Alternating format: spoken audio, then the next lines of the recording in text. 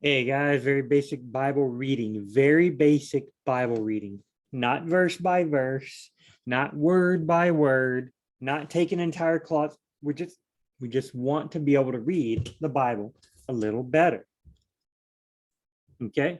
Just be able to almost like basic reading comprehension skills.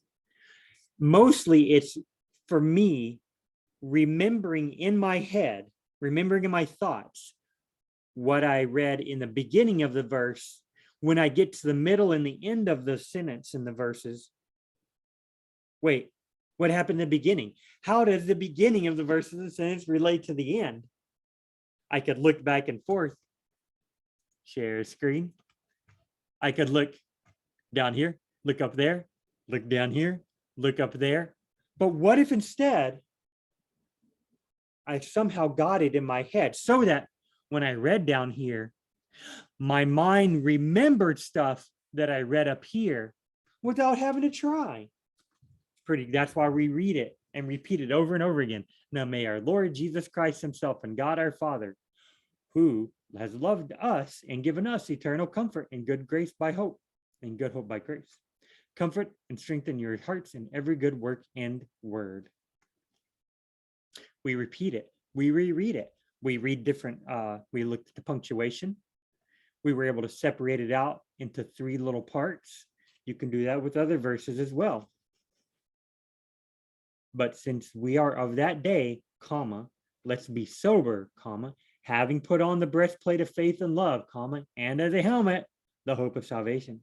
You can see, Let's take some of the action words. Okay, action words. Action verbs. Now may our Lord Jesus Christ himself and God our Father, any action happening there? I mean, God is active, Jesus is active, but that's not an action word. Now, may our Lord Jesus Christ and God our Father, who has loved us, loved us, yes. Okay, there's an action word. He's shown love to us and given us. So he showed love to us. We think of emotions. My fingers are cold. He showed love to us and he's given us eternal comfort and good hope by grace.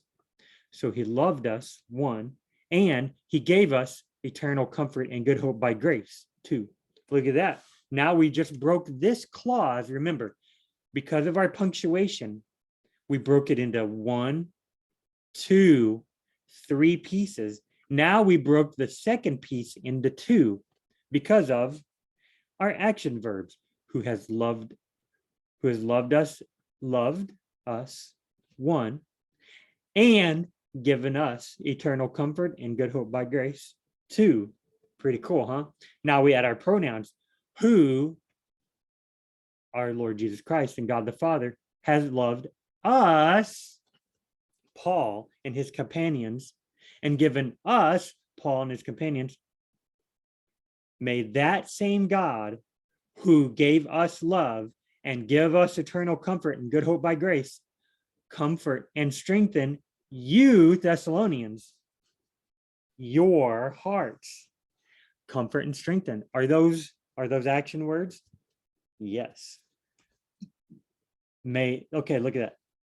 This God and Jesus Christ, who loved Paul and his companions, also comfort and strengthen the Thessalonians. There's the pronoun, your.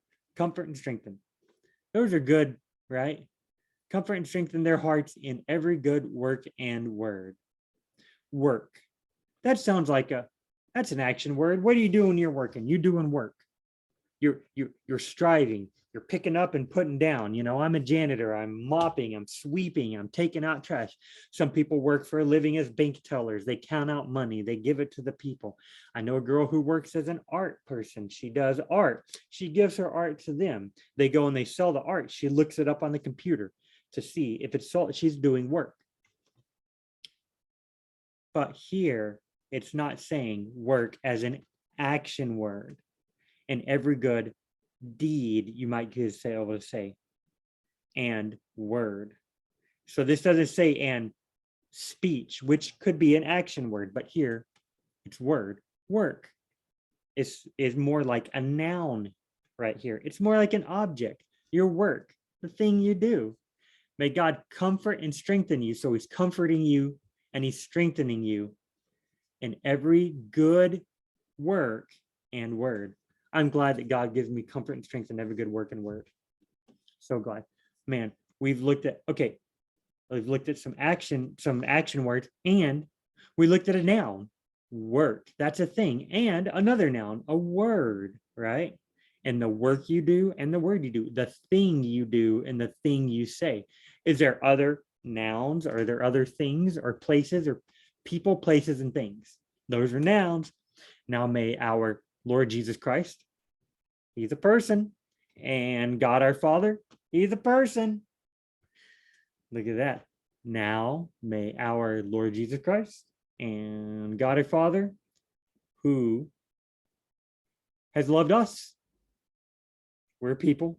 That's a pronoun. Pronoun. A noun. A pronoun. Look at that. God, the pronoun who has loved us. We're assuming Paul and his companions, a pronoun. And given us, there's another pronoun, a noun.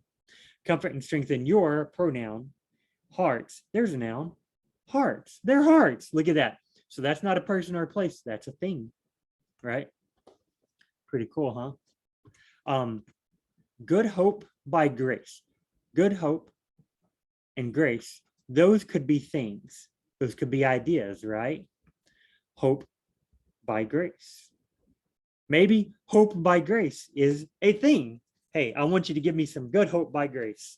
Thank you for that good hope by grace. It's pretty cool, huh? Giving us eternal comfort. So eternal comfort here seems to be a noun instead of down here where it's a verb. BJ, is this English class? No. But what are we doing? We're comparing and contrasting, which is making us look from the bottom of the verse to the top of the verse, the very bottom to the very top. It's getting the verse in our mind. It's forcing us to meditate and chew on it. It's forcing us it's forcing me out loud to say it over and over again to you. And I'm learning the verse better. I'm learning a lot from it. I can take what I've learned from this, and then I can really study it myself. I can write down notes. I can teach other people. I will see this matched in other places, such as, for who is our hope or joy or kind of, there's our hope, right? And the presence of our Lord Jesus. Jesus Christ, hope. Pretty cool. I see the matching words. I can try and match them up, see if they match across verses. Okay, guys. We looked at nouns. We looked at action verbs. We looked at the clauses. We even, the pieces of the sentence, we separated into even smaller pieces. We're starting to get somewhere. Are we? Mostly we're just repeating the verse over and over again. Okay, guys, I hope this is helpful. We'll see you in the next very basic Bible reading.